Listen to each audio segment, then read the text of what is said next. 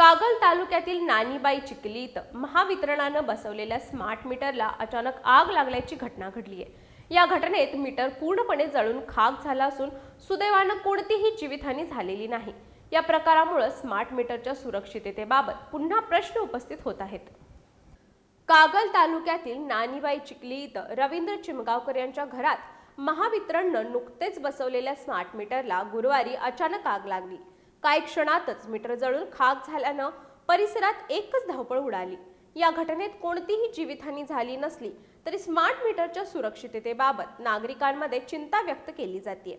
Smart मीटरला आधीपासूनच विविध स्तरांवर विरोध होत असताना या घटनेमुळे त्या विरोधाला आणखी बळ मिळण्याची शक्यता व्यक्त होतीये। या घटनेची माहिती मिळताच महावितरणचे कर्मचारी तातडीनं घटनास्थळी दाखल झाले। त्यांनी जळालेलं मीटर हटवून परिस्थिती नियंत्रणात आणली। मात्र आग लागण्याचं नेमकं कारण अद्याप स्पष्ट झालेलं नाही। महावितरणकडून या घटनेची चौकशी सुरू आहे। या घटनेमुळे स्मार्ट मीटरच्या सुरक्षिततेबाबत अनेक प्रश्न उपस्थित होत असून चौकशी अहवालानंतरच आगीमागील नेमकं कारण स्पष्ट होणार आहे।